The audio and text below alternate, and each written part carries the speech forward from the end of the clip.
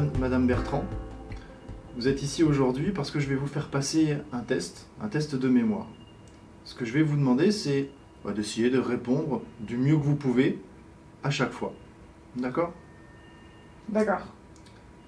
Mais avant de commencer, je vais vous poser quelques questions pour un peu mieux vous connaître. J'aimerais connaître votre date de naissance, s'il vous plaît. Alors, je suis née le 24 novembre 1993. Très bien, je vous remercie.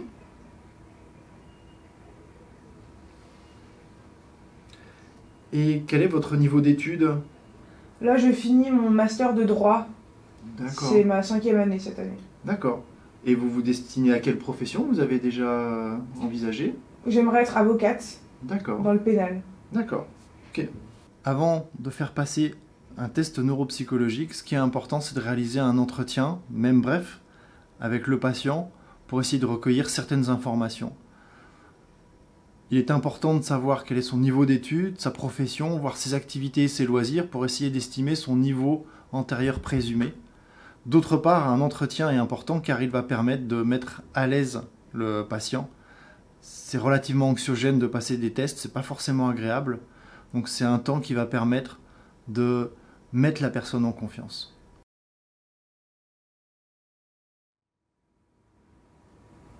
D'accord. Comment va votre mémoire? Ça dépend des jours. Oui. Ça dépend de mon humeur, de ma fatigue. D'accord. Il vous arrive d'oublier parfois certaines choses alors? Ça m'arrive, c'est pas souvent, mais ça m'arrive. D'accord. Et quand ça vous arrive, qu'est-ce que vous avez tendance à oublier? J'ai tendance à oublier les choses les plus récentes. Ce que j'ai fait le week-end dernier ou le mois dernier. D'accord. Alors, je vais commencer. Voici le premier test. Je vous montre la feuille. Ici, ce que vous avez, c'est des chiffres et des lettres. Ce que je vais vous demander, c'est de relier ces chiffres et ces lettres dans l'ordre, mais en les alternant à chaque fois. Vous voyez, le début, c'est on part du 1, du chiffre. Le 1 va être relié au A. Le A va être relié au 2. Et ensuite, je vous laisse continuer. D'accord. Est-ce que je suis obligée d'alterner chiffres et lettres ou est-ce que je peux mettre 2 chiffres puis 2 lettres? Non, vous êtes obligé d'alterner à chaque fois un chiffre et une lettre. C'est ça qui est important de respecter, c'est vraiment d'alterner un chiffre et une lettre et de faire en sorte qu'ils soient tous dans l'ordre. Très bien. D'accord? Tenez, je vous laisse le stylo. Allez-y.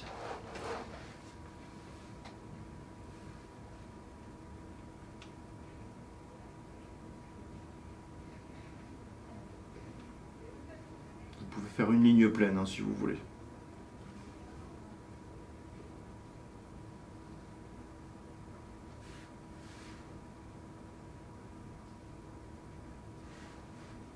Ok, c'est très bien. Lors de la passation de ce test, il est absolument important pour mettre le point à la personne qu'elle relie un chiffre et une lettre, c'est-à-dire qu'elle alterne effectivement à chaque fois et que tous les chiffres et que toutes les lettres soient dans l'ordre. Alors deuxième chose, vous voyez ici, il y a un cube. Ce que je vais vous demander, c'est de le reproduire ici. Allez-y, je vous laisse faire. D'accord.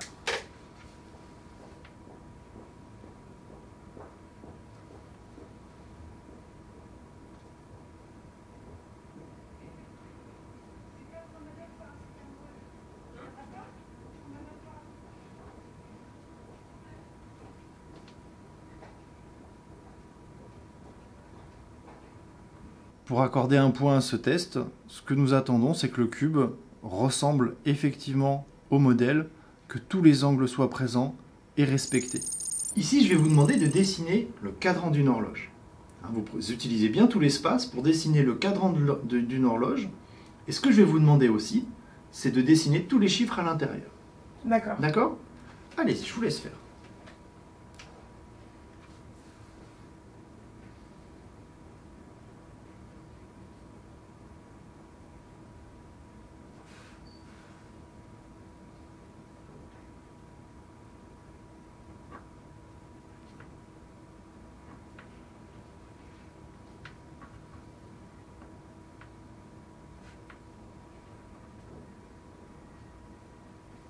Ok?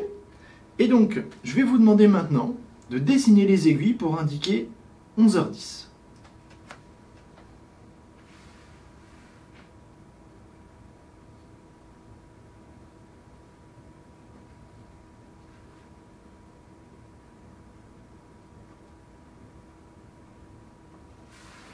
Ok. Sur ce test, nous attendons à ce que le cadran soit réalisé, que tous les chiffres soient présents, vraiment tous les chiffres soient présents, et que les aiguilles soient dessinées au bon endroit, en faisant attention à ce que l'aiguille de l'heure soit plus petite que l'aiguille des minutes. Dites-moi le nom des 3 animaux que vous voyez ici. Le nom exact des animaux est exigé pour accorder le point. Il y a une petite subtilité en revanche pour le dromadaire. Si le patient vous dit chameau, vous accordez également le point.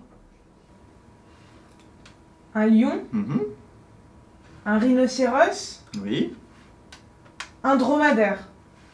très bien, c'est ça. Ok, je vous reprends la feuille, je vais vous reprendre le stylo aussi.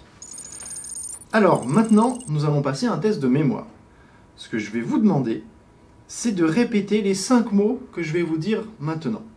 Ce test de répétition de mots sert essentiellement à encoder les 5 mots pour l'épreuve de mémoire qui aura lieu un peu plus tard. Il n'y a aucun point qui est accordé à cette épreuve, en tout cas à ce moment-là. En revanche, ce qui est important dans cette épreuve, c'est de répéter la liste 2 fois. Marguerite rouge. Allez-y, je vous laisse les répéter. Visage, velours, marguerite, rouge. Je pense que j'en ai oublié un. Vous en avez oublié un, effectivement. Je vous redis ces 5 mots. Et vous essayez de les répéter à nouveau. Visage, velours, église, marguerite, rouge. Allez-y. Visage, velours, église, marguerite, rouge. Très bien, vous avez les 5. C'est parfait. On y reviendra donc tout à l'heure. Je vais vous demander maintenant de répéter la série de chiffres que je vais vous dire. Vous allez la répéter dans le même ordre que moi. 2, 1, 8, 5, 4. Allez-y. 2, 1, 2, 8, 5, 4. Le point est accordé si le sujet a répété tous les chiffres dans le même ordre. Ce que nous avons vu ici, c'est que la patiente a rajouté un chiffre. Ici, nous ne pouvons pas accorder le point, par exemple. Je vais vous demander maintenant de répéter en ordre inverse la série de chiffres que je vais vous donner. Vous partez bien du dernier chiffre pour revenir au premier. 7, 4, 2. Allez-y. Je pars du dernier et je dis le premier. Et vous remontez jusqu'au premier. Vous les dites à l'envers. 2, 4, 7. Très bien. Le patient doit répéter en ordre inverse la série de chiffres. S'il le fait, nous lui accordons le point. Alors à présent, je vais vous donner un stylo. Je vais vous demander de ne pas l'ouvrir. Vous le laissez comme ça. Et moi, ce que je vais vous demander, c'est de taper sur le bureau. Vous tapez un petit coup dès que vous entendez la lettre A. Je vais vous dire plein de lettres. Dès que vous entendez A, tapez rapidement sur le bureau. D'accord ? D'accord. On y va. F, B, A, C, M, N, A. À cette épreuve, nous ne mettrons pas le point si le sujet a fait 2 erreurs ou plus de 2 erreurs. F, A. À présent, je vais vous demander de partir de 100 et vous allez soustraire 7 plusieurs fois de suite jusqu'à ce que je vous arrête. D'accord ? Je dois partir de 100 et enlever 7. Et vous allez enlever 7 plusieurs fois de suite. Je comprends pas très bien. Je le fais plusieurs fois ?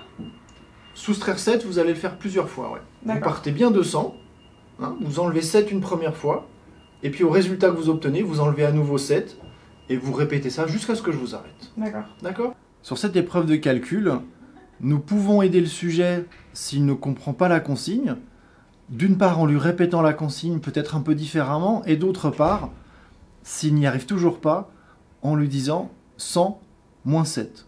Combien est-ce que ça fait? Et ensuite, on va lui demander de continuer tout seul, de faire ce que l'on a dit. 100 moins 7, 93. Très bien, je vous laisse continuer. 93 moins 7, 86. La cotation de cette épreuve est la suivante. S'il y a 4 ou 5 soustractions correctes, le patient a 3 sur 3. S'il y a 2 ou 3 soustractions correctes, le patient a 2 sur 3. Une soustraction correcte, 1 sur 3. Et 0 soustraction correcte, 0 point. Je vais maintenant vous dire 2 phrases que je vais vous demander de répéter après moi. Voici la première. Le colibri a déposé ses œufs sur le sable. Le colibri a déposé ses œufs sur le sable. Très bien. Et la seconde, l'argument de l'avocat les a convaincus. L'argument de l'avocat les a convaincus. Très bien. Sur ce test, nous attendons la répétition exacte des 2 phrases. Pour chaque phrase, il y a un point attribué. Vous allez devoir me dire pendant 1 minute, ça va aller assez vite, hein, pendant 1 minute, le plus de mots possible, commençant par la lettre F. D'accord? Vous me donnez tous les mots que vous voulez, sauf des noms propres. D'accord? Allez-y, c'est parti. Feu, ferraille, framboise. Pour que le patient ait un point à cette épreuve, il faut qu'il donne 11 ou plus de 11 mots en 1 minute. Fer, ficelle. Il faut bien lui préciser qu'il n'a pas le droit de dire des noms propres. En quoi se ressemblent une banane et une orange? Qu'est-ce que vous pouvez me dire? Ce sont tous les deux des fruits. Exact, ce sont tous les deux des fruits. Je vais vous demander maintenant de me dire en quoi se ressemblent un train et une bicyclette. Ce sont tous les deux des moyens de locomotion. Exactement. Et en quoi se ressemblent une montre et une règle? Ils ont toutes les deux des échelles, sont graduées. Les réponses attendues ici, pour train et bicyclette, moyen de transport, moyen de locomotion par exemple. La réponse attendue, en revanche, pour montre et règle, c'est des réponses du style des instruments de mesure, ça mesure quelque chose. La réponse de la patiente ici n'est pas assez précise, nous ne pouvons pas lui accorder le point. Tout à l'heure, je vous ai fait répéter 5 mots. Est-ce que vous pouvez me les rappeler, ces 5 mots? Est-ce que vous les avez en mémoire? Velours, Oui. rouge, Oui. Le score est sur 5. Chaque mot rappelé spontanément, sans indice, rapporte 1 point au patient. vous pouvez m'aider? De manière optionnelle, pour avoir quelques informations cliniques, nous pouvons demander à la patiente de retrouver le mot, mais après lui avoir donné un indice catégoriel. Il en manque encore un, c'était le nom d'une fleur. Pouvez-vous m'indiquer la date complète d'aujourd'hui? Aujourd'hui, nous sommes le vendredi 18 octobre 2019. Ici, nous attendons la date précise. Si la personne se trompe d'un jour ou de plusieurs jours, il ne faudra pas accorder de points. Nous sommes dans quel hôpital? Quel est son nom? Ici, c'est l'hôpital Saint-Louis, à Paris. D'accord, c'est très bien.